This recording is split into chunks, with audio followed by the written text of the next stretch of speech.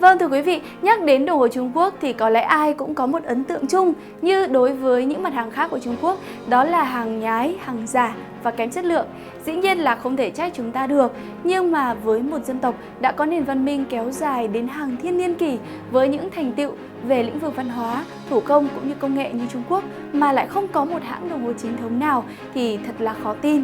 Với những ai đã tìm hiểu về ngành công nghiệp đồng hồ Trung Quốc thì sẽ biết dù không thể sánh được với một cường quốc cùng trong khu vực như là Nhật Bản thì nền đồng hồ Trung Quốc vẫn có những đặc sắc riêng của họ.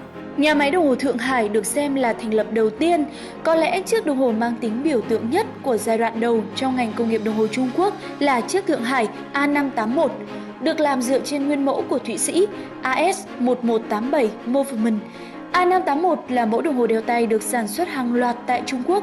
Nó được sản xuất cho đến năm 1968 và gồm một số lượng đáng kinh ngạc các biến thể khác nhau.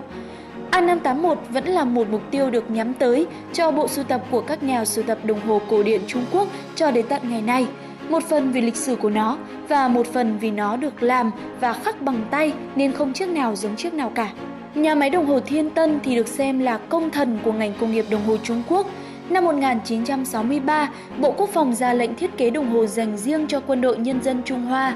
Dự án này đã được giao cho nhà máy Thiên Tân thực hiện.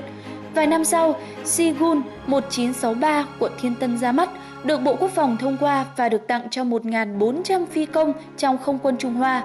Đây chính là chiếc đồng hồ chronograph đầu tiên của Trung Quốc.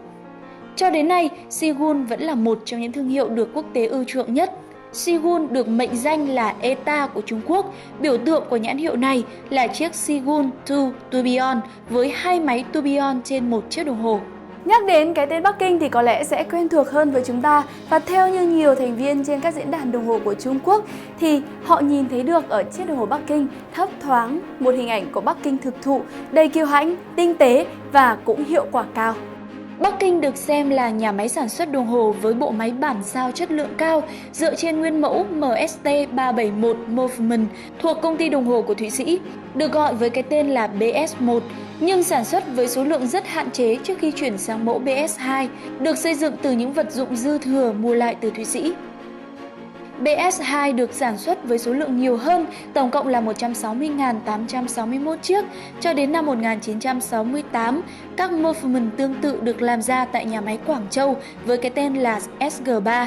Thương hiệu đồng hồ được bán chạy nhất ở thị trường nội địa Trung Quốc thì phải kể đến Faita, một chiếc đồng hồ được trang bị cho các phi hành gia. Faita cũng rất hay góp mặt trong những hội chợ đồng hồ quan trọng trên thế giới và nó được coi là một tên tuổi có thể thay đổi hoàn toàn cảm nhận của người dùng về nền công nghiệp đồng hồ Trung Quốc. Faita vì thế cũng được đeo bởi rất nhiều người nổi tiếng ở Trung Quốc. Những thông tin mà chúng tôi vừa cung cấp trên đây thì có thể thay đổi được cảm nhận của quý vị về ngành công nghiệp đồng hồ Trung Quốc hay không?